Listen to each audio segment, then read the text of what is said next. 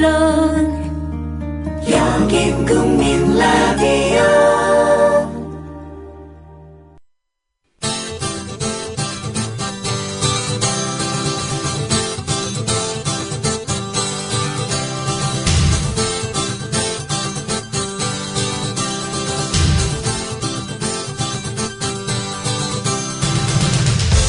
투박하지만 정직하다. 비평을 비평하는 남자 서영석. 그가 바라본 세상. 사설과 칼럼을 통해 오늘을 짚어본다. 서영석의 라디오 비평.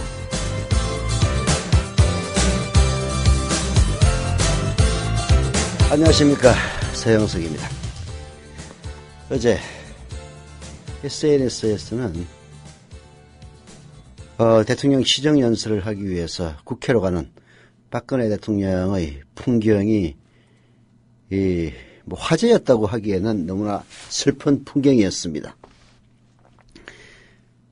대통령을 위해서 레드카펫을 깔아놓고 그리고 그 좌우에는 경호원들이 둘러쌌습니다. 그리고 그 경호원 바깥에서는 국회 앞에서 계속 농성을 하고 있는 세월호 유가족들이 박근혜 대통령을 만나기 위해서 서 있었죠. 당연히 못 만났습니다. 박근혜 대통령은 쳐다보지도 않고 지나가더군요. 그리고 시정연설에서는 경제만 나불거렸을 뿐 세월호 이 문제에 대해서는 단 한마디도 언급하지 않았습니다. 참 독하다는 생각이 들더라고요. 독한 여자입니다. 예. 라디오 평 시작하겠습니다. 함께하고 계신 방송은 정치평론가 서영석 미디어협동조합 이사장이 진행하는 라디오 비평입니다. 이웃나라 일본 연금제도는 어때? 2012년 기준으로 일본은 모든 국민에게 기초연금 77만 원을 지급하고 노동자에게는 별도로 후생연금 208만 원을 주고 공무원들에게는 공무원연금 282만 원을 지급한대. 그럼 국민들에게는 기초연금 77만 원에 208만 원을 더해서 285만 원을 주는 거네. 그렇지. 일본은 공적연금만으로 노후생활 70%를 책임져 주는데 우리나라는 사적연금과 국민연금 모두 합해서 노후생활 보장률이 30%밖에 안 돼. 그래? 우리나라와 일본 차이가 많이 나네? 국민 여러분, OECD 국가 중 공적연금 수준이 가장 낮은 나라가 일본입니다. 공무원연금을 낮출 게 아니라 국민연금을 공무원연금 수준으로 높여야 합니다. 공적연금 강화, 국민 여러분과 함께 만들어가겠습니다. 전국 공무원 노동조합. 지상철 조합원 신청 광고입니다. 강화대교 앞에서 개념 부부가 만드는 개념 곰탕, 연지연 곰탕. 연지연이란 가마솥의 장작불로 온종일 구워내는 곰탕을 서로 나누어 이어지는 인연이란 뜻입니다. 연지연 곰탕이 민주주의를 열망하는 조합원 여러분과 국민의 건강을 책임지겠습니다. 곰탕 포장 판매는 한 팩 800g에 7,000원이며 7팩 이상은 무료 배송으로 드립니다. 연지연 곰탕은 강화대교 입구에 위치해 있습니다. 단체 주문 예약 및 포장 주문 전화번호는 010-7252-1114, 010-7252-1114, 031-989-9968. 조합원 단체 예약은 10% 할인해드립니다.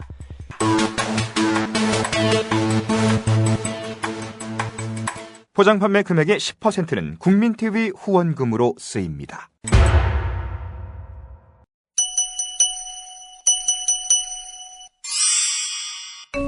안녕하세요. 기생충 박사 서민입니다. 개미 몸속에 창형흡충이라는 기생충이 살고 있었습니다. 이 기생충은 소의 몸속으로 들어가야 어른이 돼서 자손을 번식시킬 수 있었지만 소가 개미를 먹지 않는 게 문제였습니다. 창형흡충은 방법을 찾았습니다. 개미 머릿속에 들어가 개미를 조종함으로써 개미로 하여금 소가 먹을 풀에 매달려 있게 만들었어요. 결국 창형흡충은 어른이 돼서 알을 낳을 수 있었습니다. 꿈을 가지고 있으면 그 꿈을 이루는 방법도 찾아내기 마련이라는 것을 창형흡충은 잘 보여줍니다. 국민TV 청취자 여러분, 당신이 꿈꾸는 세상은 어떤 것인가요? 참여연대가 그 꿈을 함께 실현해 나가겠습니다. 회원 가입은 전화 02-723-5300번으로 연락 주십시오. 시민의 힘으로 운영되는 참여연대는 정부의 지원금을 받지 않습니다. 네, 세월호 유족에게 눈길도 주지 않은 대통령. 한겨레신문 사설입니다. 박근혜 대통령의 국회 시정연설은 지난해에 이어 올해도 국무총리에게 맡기지 않고 대통령이 직접 국회를 찾았다는 점에서 주목을 받았다. 그러나 올해 시정연설의 상징적인 장면은 연설 도중 28차례 박수가 터져나온 점이나 연설 뒤 여야 지도부와 회동했다는 사실이 아니다. 대통령과 만나길 간절히 원하며 국회 앞에서 기다리던 세월호 유족들에게 눈길 한번 주지 않고 그대로 지나치는 박 대통령의 모습을 보면서 과연 그가 말하는 국가 운영의 기조가 무엇인지 생각하지 않을 수 없다. 박근혜 대통령은 시정연설에서 이렇게 얘기했습니다. 지금은 도약이냐 경제냐의 정체냐의 갈림길에서 우리 경제를 다시 세울 수 있는 마지막 골든타임이라고요. 그래서 우리 모두 하나가 되어서 경제 살리기에 총력을 다하자고 했습니다. 지금이 위기 상황이며 온 국민이 힘을 모아야 된다는 대통령 말에 충분히 공감합니다. 그러나 박근혜 대통령은 위기만 말할 뿐 위기에 대처하는 모습 전혀 보여주지 않고 있습니다.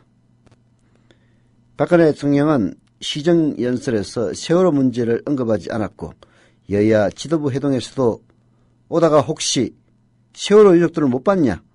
대통령이 자주 따뜻한 마음으로 보듬어달라는 문희상 새정치민주연합 비상대책위원장의 말에 별다른 대답을 하지 않았다고 합니다.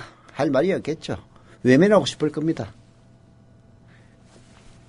이번에 국회를 찾은 목적은 경제 살리기니까 그 외의 사안들은 내 관심 받기다라는 뜻으로밖에 읽히지 않는 대목이다. 소외되고 고통받는 이들의 아픔을 보듬지 않으면서 국민 통합을 외치는 게 얼마나 공허한지는 지난 군의주의 정부 시절 숱하게 보았다. 세월호 유족을 냉정하게 외면하는 박 대통령 모습에선 국민을 하나로 모으려는 통합과 열린 소통의 리더십을 발견할 수 없다. 설령 세월호 문제가 장기화하면서 부담스런 정치 사안이 되었다고 해도 유족들을 그렇게 지나치는 건 국민을 이끌고 위기를 넘어서야 할 지도자의 자세가 아니다. 꼭 세월호 문제만은 아닙니다. 박근혜 대통령은 시정연설에서 전시작전권 문제나 남북관계와 같은 주요 현안에 대해서 얘기하지 않았습니다. 자기가 하고 싶은 이야기만 했습니다. 자기가 듣고 싶은 이야기들은 아무리 중요한 이야기라도 절대 하지 않았습니다. 특히 전시작전권 환수 시기 연기는 대선 공약을 뒤집은 겁니다. 박근혜 대통령이 직접 국민에게 설명을 해야 되는 사안입니다. 그렇지만 박근혜 대통령이라는 이름이 부끄러운 박근혜 씨, 이런 문제들에서는 아무런 언급도 없이 공무원 연금 계획을 연내 처리해달라고만 국회에 주문했습니다. 하지만 공무원 연금은요, 계획만큼이나 사회적 합의가 중요한 사안입니다. 이 정권의 가장 큰 약점이 무엇인지 아십니까? 이명박근혜 정권의 약점은 절차를 무시한다는 겁니다. 어떤 어려운 문제도 절차를 제대로 밟으면은 좋은 해결책이 나옵니다. 다만 시간이 많이 걸릴 뿐이죠. 국회 연설을 지켜보면서 박근혜 대통령, 자기가 하고 싶은 이야기만 하고, 그리고 정작 국민이 듣고 싶어하는 얘기에는 입을 다문다는 느낌을 지울 수 없었습니다. 이런 일방적인 방식으로 국가 혁신이나 경제 제도약 달성할 수 있을 겁니까? 있겠습니까? 청와대 스스로 자문해보기 바란다라고 지적을 하고 있는데요. 전 야당도 참 한심하다는 생각이 들었습니다. 어제 문희상 새정치민주연합 비상대책위원장 혼자서 고군분투했습니다. 세월호 유가족들을 위로하라고 충고도 했고 자원외교 국정조사가 필요하다고도 언급했습니다. 그리고 대통령이 얘기하기 싫어하는 개헌 문제에 대해서도 말을 꺼냈습니다.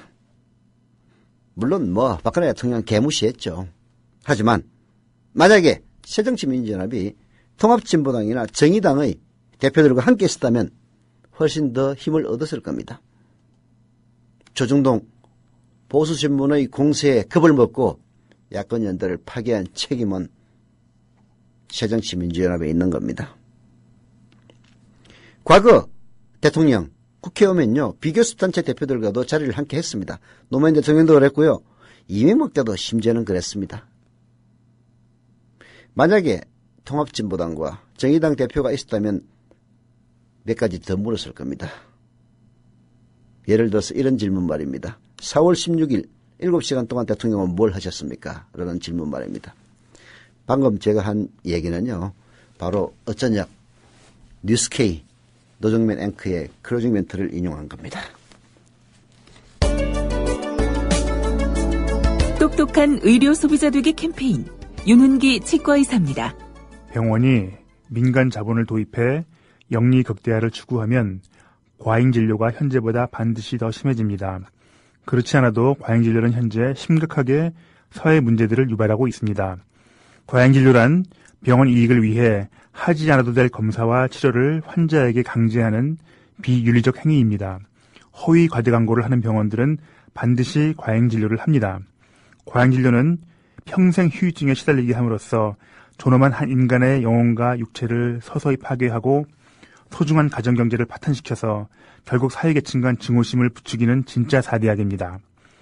과잉 진료를 통해서 병원들은 더 부자가 되지만 환자들은 더 아파야 하고 양질의 삶을 빼앗겨야 합니다. 돈이 모자라 치료를 못 받는 비극도 생깁니다. 이것이 헌법에 보장된 인권입니까? 다 함께 힘을 모아 의료 영리화 반드시 막아냅시다. 지금까지 윤훈기 치과의사였습니다. 똑똑한 의료 소비자 되기 캠페인이었습니다.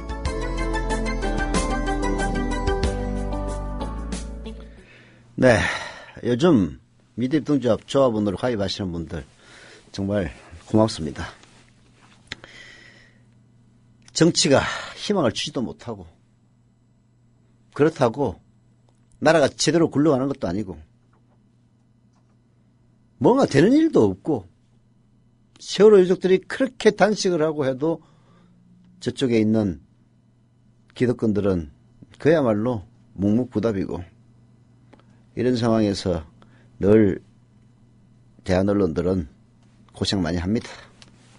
그럼에도 불구하고 조합원에 가입해 주시고 최근에는 또 조합원 가입하면 출자만 해야 됩니까? 매달 11,000원씩 조합비도 내야 됩니다.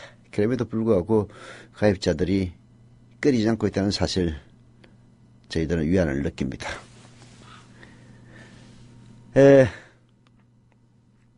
앵키토님 조합원 가입 출자원 가입 감사드립니다. 동반자님 그리고 광주 광산시의 미스터 헤넬님 그리고 썬썬님 조합원 가입 감사드립니다. 광고하겠습니다. 오해숙 생활단식 광고입니다. 오해숙 생활단식 생활단식입니다. 생활하면서 단식할 수 있다는 게 장점입니다. 단식하면 물론 이제 특히 여성분들 좋아하는 체중 감량은 쉽게 됩니다. 그러나 중요한 것은 감량이 아니고 단식을 통해서 인생을 리뉴얼 한다는 것 아닐까 하는 생각입니다.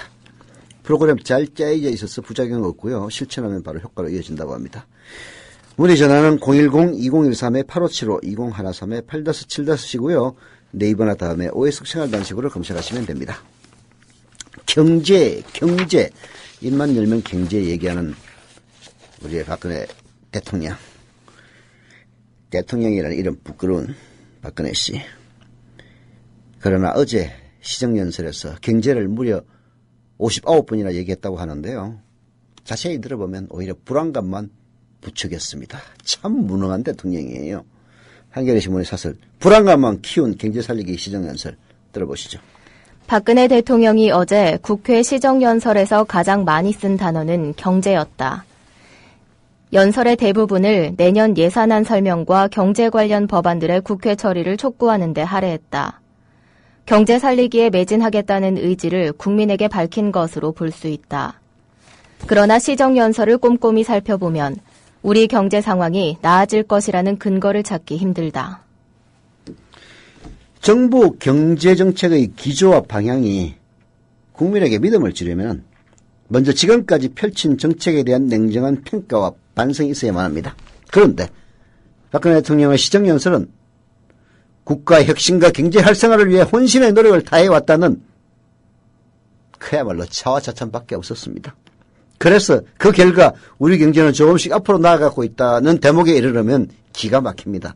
아니 지표가 어떻게 되고 전세 때문에 고생하는 국민들의 숫자가 줄어들었다든지 아니면은 실업률이 감소했다든지 이런 구체적인 수치의 나열은 하나도 없이 열심히 혼신의 노력을 다했습니다. 그래서 나아지고 있습니다.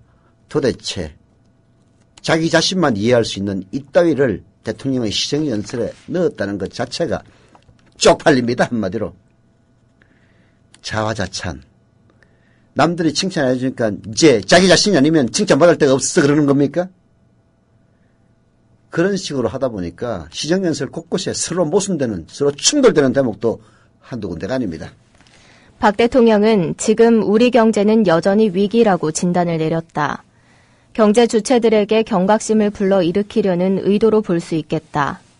하지만 국정 최고 책임자가 객관적이고 엄밀한 근거도 없이 위기다라는 식의 진단을 내리는 것은 곤란하다. 경제가 나아가고 있다고 했다가 금방 위기에 놓여 있다며 오락가락하는 발언을 누가 신뢰할 수 있겠나. 그러니까 말입니다. 우리 경제는 조금씩 앞으로 나아가고 있다 근거 없이 그러다가 여전히 위기라고 서로 앞뒤가 안 맞는 말을 대통령 시정연설, 국민의 대표인 국회에 와가지고 서슴없이 내뱉는 것을 보면은 물론 이 연설문 박근혜 대통령이 직접 작성했을 리가 없습니다. 비서들이 써줬겠죠. 참모들이 써줬을 겁니다. 그러나 과거 김영삼 같은 거의 팔푼이 대통령을 제외하고는 말입니다. 이런 식의 초안을 최소한 대통령이 점검이라도 했습니다. 박근혜 대통령은 김영삼 8푼이 대통령이 지적했듯이 마이너스 1, 7푼인지는 모르겠습니다만은 이런 식의 앞뒤 안 맞는 이야기를 한 시정연에서 할 수 있다는 것 자체가 정말 그 뻔뻔스러움이 하늘을 찌릅니다. 박 대통령의 시정연설에서 가장 아쉬운 점은 중요한 경제 현안에 대한 구체적인 언급이 없다는 것이다. 예컨대 청년 취업난과 전월세 급등에 따른 서민 주거 불안, 부와 소득의 격차 심화 등을 해결할 구체적인 비전과 정책 수단은 내놓지 못했다. 또 경기 부양을 위한 확장적 재정 정책을 강조하면서도 이로 인한 재정 수지 악화를 어떻게 해소할지에 대해서는 막연한 장밋빛 전망만 되풀이했다. 정부의 집값 띄우기 정책과 저금리의 장기화로 가계부채 문제가 갈수록 심각해지고 있는데도 대통령의 시정연설에선 전혀 다루지 않았다. 지금 서민들에게 가장 큰 문제는 전세는 아닙니다. 사실 전세 때문에 재미 보는 사람들은 그래도 돈 좀 있는 사람들 뿐이에요. 전세값이 계속 올라가면은 서민들은 어떻게 됩니까? 전세값을 대지 못하니까 전월세에서 월세로 내몰립니다. 전월세 뭔지 아시죠? 전세 5억짜리 집을 5억을 못 대면은 전세 3억에 2억에 해당하는 만큼의 금리를 지불하는 겁니다. 근데 그 금리를 지불하는 게 현재의 시중금리가 아니라 보통 7% 안팎입니다. 시중금리의 3배 이상 비싼 금리를 지불할 수밖에 없어요. 그게 월세입니다. 전월세마저 못 내면은 결국은 월세로 내몰릴 수밖에 없습니다.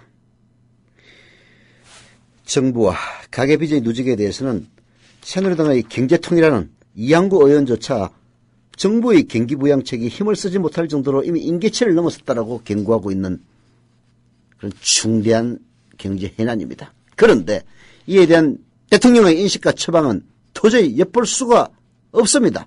시정연설 어디에도 그런 인식 보이지 않습니다. 그저 무작정 경제 살리기라는 구호만 외칩니다. 저는 박근혜 대통령의 시정연설을 들으면서 북한 김정은이나 김정일의 무작정 구호 연설을 연상했습니다. 어찌 남과 북이 나쁜 거는 그렇게 닮아갑니까? 그저 무작정 경제 살리기라는 구호만 앞세워서 부동산 관련 법안 등 부자들만 잘 살게 하는 그런 법안들을 밀어붙이겠다는 그런 의지만 보였습니다. 도대체 박근혜 대통령 그 퍼센티지 의심스럽긴 합니다만은 51.6%의 지지를 얻어서 대통령이 됐습니다. 그런데 대통령이 되고 나서는 왜 나머지에 대해서는 전혀 신경 쓰지 않고 1%를 위한 정책만 밀어붙입니까? 그러니 정책 효과에 대한 기대 지속성 의문이 들 수밖에 없는 겁니다. 알맹이 없는 동어반복으로 가득한 대통령의 시정연설을 보니 우리 경제에 대한 불안감만 더 커질 뿐이다라는 한겨레 신문의 사설. 이게 단순히 박근혜 대통령을 나쁘게만 보는 그런 사설이 아니라는 데 문제가 있는 겁니다. 그리고 이런 문제에 대해서 언급을 하지 않는 보수 신문들, 그야말로 IMF를 앞두고도 태평성대 용배천가를 불렀던 1997년의 바로 그때를 연상시킵니다. 이 밴드에 전주에 오신다고 공고를 내셨더라고요. 그래서 식사를 대접 한번 했으면 좋겠다라고 하셔서 흔쾌히 제가 식사 준비는 하겠다라고 말씀을 드려가지고 세월호 유가족이 6.5kg의 십자가를 들고 안산에서 진도로, 진도에서 대전으로 가던 길. 함께 동행하기도 했고 길목마다 식사를 대접했던 따뜻한 이웃이 있었습니다. 바로 미디어 협동조합 조합원이었습니다. 그 가운데 한 명, 전주에서 음식점을 운영하는 조합원 수정원 님입니다. 상황버섯 닭백숙하고요. 그 한우 전문점을 하시는 분이 그분께서도 불고기를 협찬해 주시고 해가지고 이제 밥이랑 해서 반찬 이렇게 싸서 제가 좀 보내드린 적이 있고요. 하루빨리 특별법이 통과가 돼서 진상규명이 이루어져서 유가족들의 가슴 아픈 그런 부분들을 빨리 풀어드려야 된다라고 생각하고 있습니다. 착한 사람들이 만드는 아름다운 공동체 미디어 협동조합에 여러분을 초대합니다. 미디어 협동조합 홈페이지 국민.tv 또는 서울전화 3144-0933 서울전화 3144-7737로 신청하실 수 있습니다.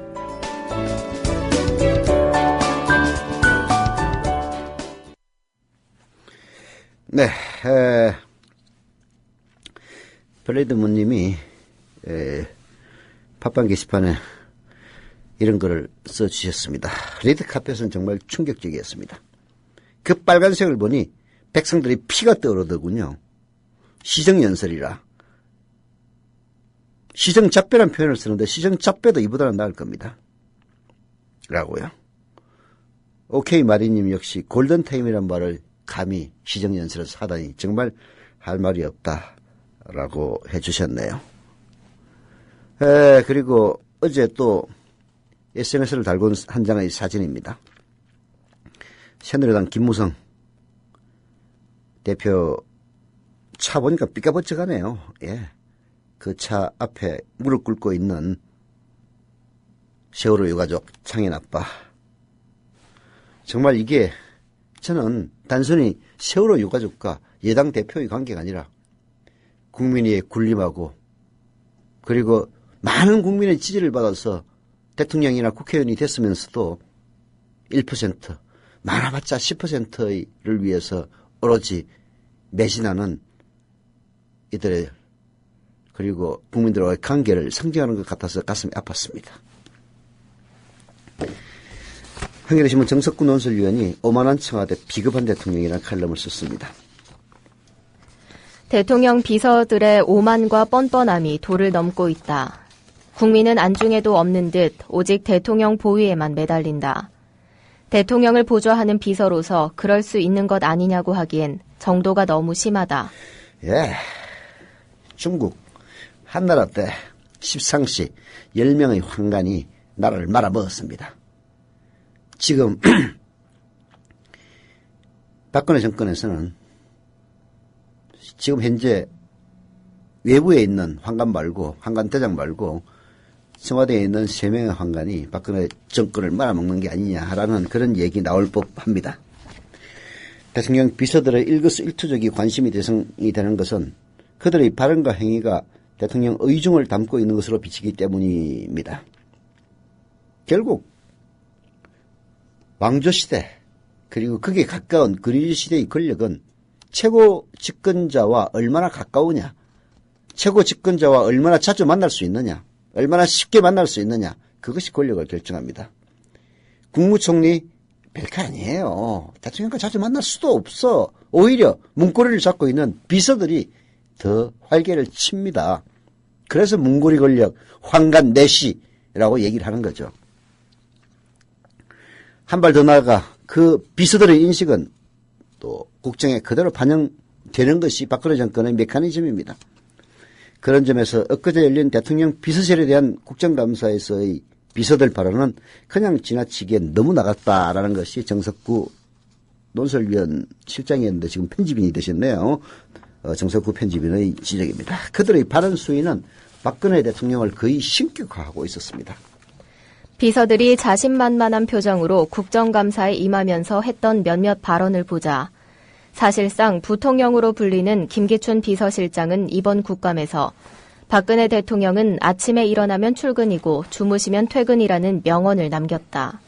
박 대통령은 눈만 뜨면 어디든 집무실에 있는 것과 같으니 세월호 참사 당일 구체적인 행적을 밝힐 필요 없다는 투다. 오만하기 그지없다. 우리가 대통령을 뽑은 게 아니라 여왕을 뽑은 겁니다. 여왕. 아니 눈만 아침에 일어나면 출근이고 주무시면 퇴근이래. 엠뱅알. 나도 좀 그러고 싶다. 내가 눈만 뜨면 출근이고. 에휴, 참 뭐라고 얘기했지. 말이 안 나옵니다. 말이 안 나와.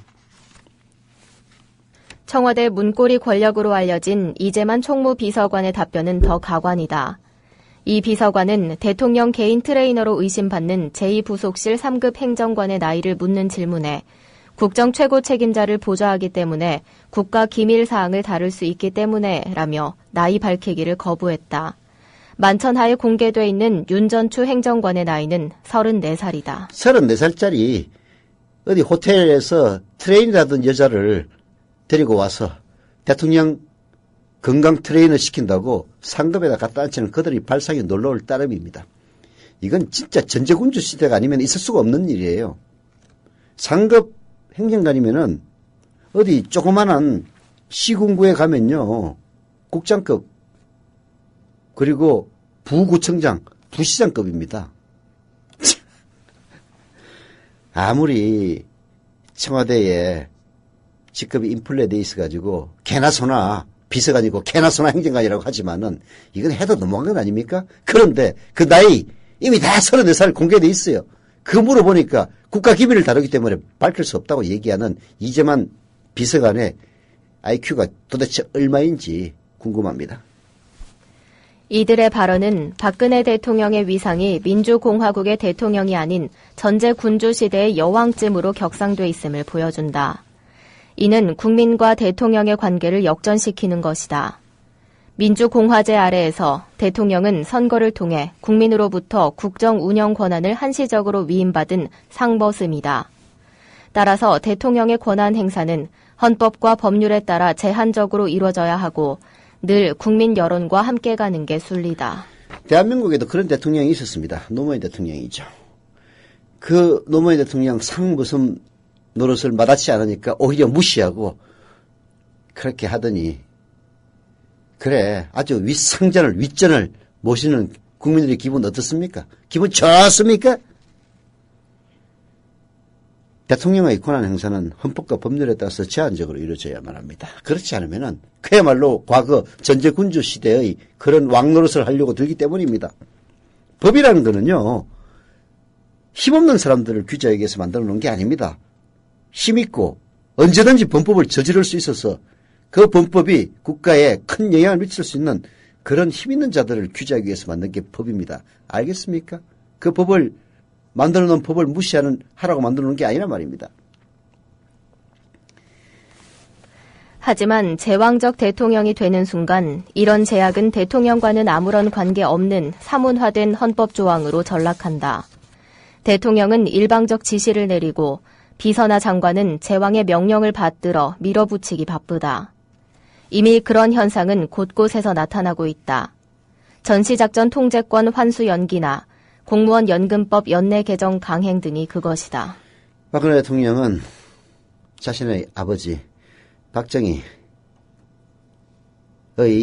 화신인 것으로 착각하고 있는 것 같습니다. 지금은 유신시대가 아닙니다. 이런 식으로 밀어붙이는 거 지금은 권력을 쥐고 있으니까 가능하겠죠. 그러나 권력을 내려놓을 때 그 혹독한 대가를 치를 겁니다.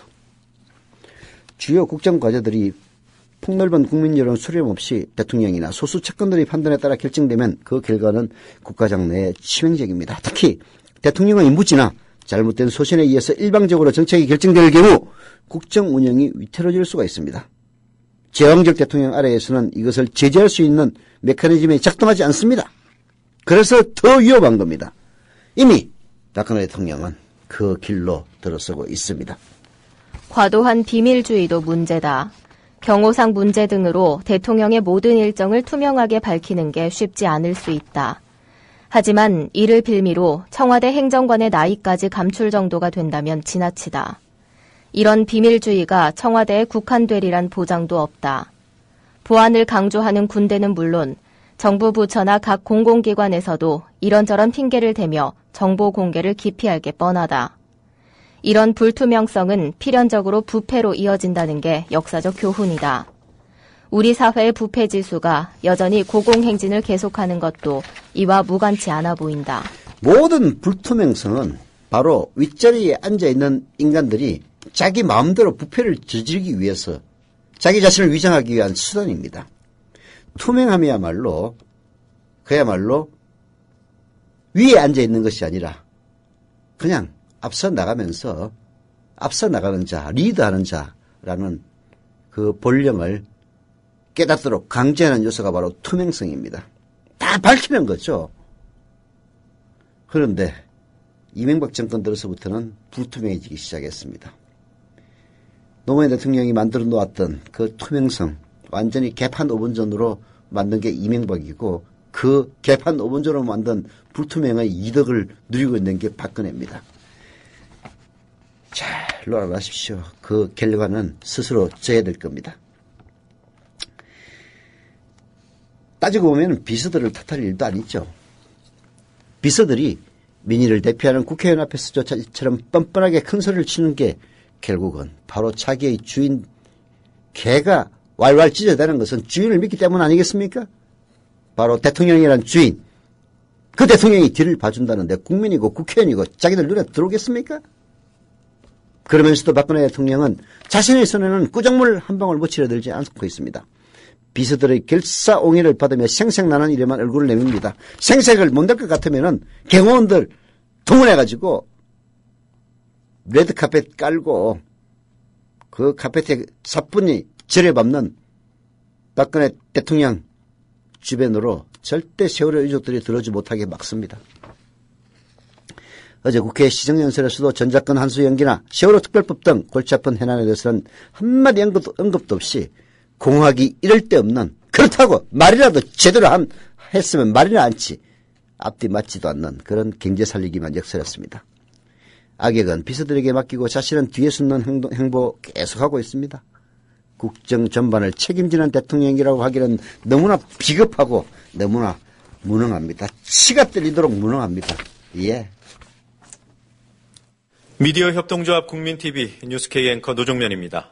정치 권력, 재벌, 특정 지배주주로부터 오염되지 않는 언론, 국민TV가 그 실험을 해나가고 있습니다. 이런 언론이 지속 가능하다면 다른 여러 언론도 따라올 것입니다. 닻을 올린 국민TV, 순항하도록 힘을 실어주십시오.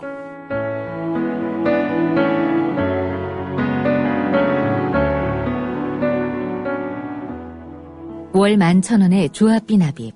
조합원 여러분의 많은 동참을 바랍니다.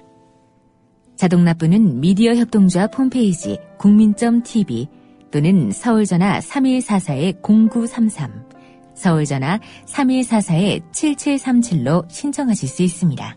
여러분에게 언론혁명으로, 그래서 자부심으로 보답하겠습니다. 네, 남산 스카이님 한마디로 조폭정권이라고 게시판에서 지적해 주셨습니다. 여름애님은 눈 뜨면 정신이 죽으랬으니 언제나 유체이탈 아니냐라고 하셨네요. 동감입니다. 예, 팟빵 게시판에도 많이 글 올려주시기를 바라고요. 자, 오늘은 어제 한국일보의 칼럼이긴 합니다만은 담뱃값 인상에 대한 글 소개해드리겠습니다. 정부는 2015년 1월부터 담뱃값을 2,000원 인상한다고 발표했다. 흡연율 억제와 신규 흡연자의 유입을 차단하지 못했다는 이유를 대고 있다. 국가 편의주의 발상이 아닐 수 없다. 담배에는요, 저도 뭐 담배 피다가 끊었다가 하다가 작년 4월에 끊었습니다. 다시. 이제 한 1년 6개월 정도 됐습니다. 작년 4월에 왜 끊었느냐? 뉴스케이 시작하는데 담배 끊고 시작하자 해가지고 뭐 제가 방송 만드는 것도 아닌데 그냥 끊었습니다. 이 담배는 최소 69종의 발암물질이 들어있습니다. 그 중에서도 1급 발암물질만 11종입니다. 니켈, 벤젠, 비소, 카드뮴, 포르말데히드, 나프탈렌, 납코발트, 듣기만 해도 무시무시한 유해물질 투성입니다. 이거 방금 얘기했던 니켈, 벤젠, 비소, 카드뮴, 포르말데히드, 나프탈렌, 납코발트 이거 꼭 필요한 것들이긴 합니다만은 그게 인체에 들어오면요 치명적입니다.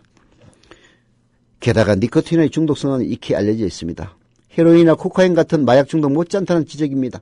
그런데도 국가는 이 유해물질을 규제하지도 않고 있고 담배 제조기업에게 책임을 묻지도 못하고 있습니다. 눈 가리고 아웅하는 격으로 국민의 건강을 챙기는 흉내만 내고 있습니다. 담배값 인상은 담배 소비자에게 엉뚱한 책임을 전가하는 처사입니다. 정부는 그동안 담배로 거둬들인 세금을 어디에 사용했을까? 매년 담배로 거둬들이는 세금은 7조 원 정도며 이 중 국민건강증진기금은 2조 3천억 원 규모다. 국민건강증진기금은 담배 부담금만으로 조성된다. 부담금은 일반 조세와 다르기 때문에 흡연과 관련한 국민 건강의 증진을 위해 사용해야 한다. 하지만 정부는 그렇게 하지 않았다. 담배 관련 건강 문제 또는 금연 사업 등에는 전체 기금 지출액의 1% 수준인 218억 원 정도를 사용했을 뿐이다. 수입의 65%인 1조 원 정도는 건강보험 재정 적자를 메우는 데 사용했다. 건강보험 재정 적자는 정부가 책임져야 할 차상위 계층을 편입하고 법정 국고 지원 기준조차 지키지 않았기 때문에 발생했다. 병 주고 약 주면서 국가는 빈손으로 돌려막기만 하고 있다. 담배 피우는 사람들은요 전부 데모를 해야 됩니다.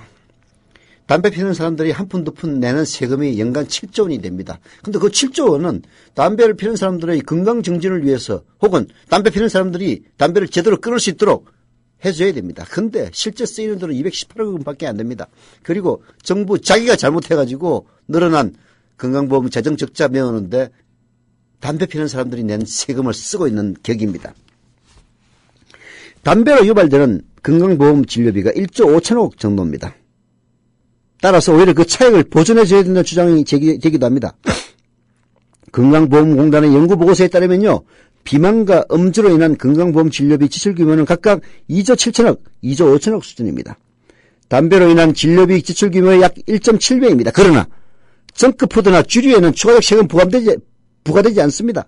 아니 담배 때문에 건강보험 진료비가 1조 5천억 정도 되고 그 다음에 술을 먹어서 건강보험 진료 지출되는 규모가 2조 5천억 원 그리고 살이 쪄서 지출되는 게 2조 7천억인데 담배 때문에 1조 5천억 원이나 건강보험 진료비가 만약 지출이 된다고 한다면은 그래서 담배 세금을 잔뜩 붙여가지고 7조 원이나 걷어들인다면 비만을 유발하는 정크푸드라든지 술에도 그 정도 세금을 붙여야 될 것 아닙니까? 그 얘기입니다. 하지만 정크푸드와 주류에는 추가적 세금 부과되지 않습니다. 또한 금연을 위한 치료 등은 건강보험 급여 대상에서 제외되어 왔습니다. 건강보험 재정적자 지원 주장이 설득이 없게 들리는 이유입니다. 국민건강진흥기금은 본래 취지에 맞게 집행돼야 합니다. 건강보험에 대해서는 정부가 국가지원 미납분을 완납하고 국고로 초상위 계층을 책임지며 약제비 적정화 방안을 충실히 이행함으로써 적자 문제를 해결해야지 담배 피우는 사람들이 내는 세금으로 메꿀 일이 아니다 그런 얘기입니다. 국민건강증진기금은 운용 측면에서도 문제가 있다. 국민건강증진정책심의위원회가 연도별 기금 운용 계획안과 결산 및 평가에 대한 심의를 담당하는데 그 위원장이 보건복지부 차관이기 때문이다. 기금의 운용에 대한 감독이 실질적으로 이루어지기 어렵다. 문제는 기금의 배분과 사용에서 드러난다. 국가가 마땅히 해야 할 일반 회계 사업 비용을 특별 목적을 위해 마련된 기금을 통해 충당하기도 하고 우선순위가 떨어지는 사업을 추진하는 등의 일이 일어나기 때문이다. 국민건강증진기금은 일반 회계 사업에 행정 편의적으로 사용할 수 있는 국가의 쌈짓돈이 아니다. 정부는 지금까지 담배로 인한 국민의 건강 문제에 대해서 제대로 대처하지 못했습니다. 담배 전매를 통해서 재정을 확보했던 가구도 있습니다. 비흡연자와 흡연자 그리고 흡연구역 지정에 이해관계가 있는 사람들을 충분히 고려하지 않은 채 금연구역만 마구잡이로 확장하고 있기도 합니다. 심지어 담배 세금을 증세 목적에 맞게 사용하지도 않았습니다. 이런 상황에서 담배값을 대폭적으로 올리겠다는 이런 처사는 정말 담배 피우는 사람들에게 맞아 죽어야 됩니다. 서민 정세의 꼼수 이상도 아닙니다.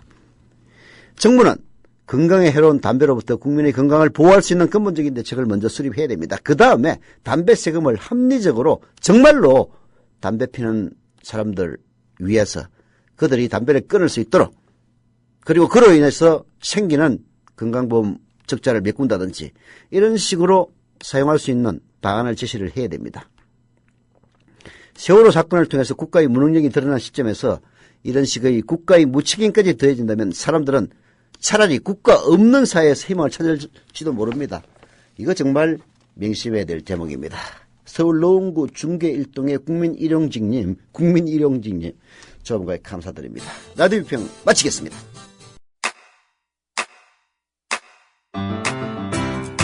국민 라디오 지지하는 4가지 방법 아시나요? 다운로드하기, 별점 주기, 댓글 달기, 구독하기. 국민 라디오를 보다 많은 이들에게 전할 수 있는 가장 손쉬운 방법. 다운로드하기, 별점 주기, 댓글 달기, 구독하기. 잊지 마세요. 다운로드하기, 별점 주기, 댓글 달기, 구독하기.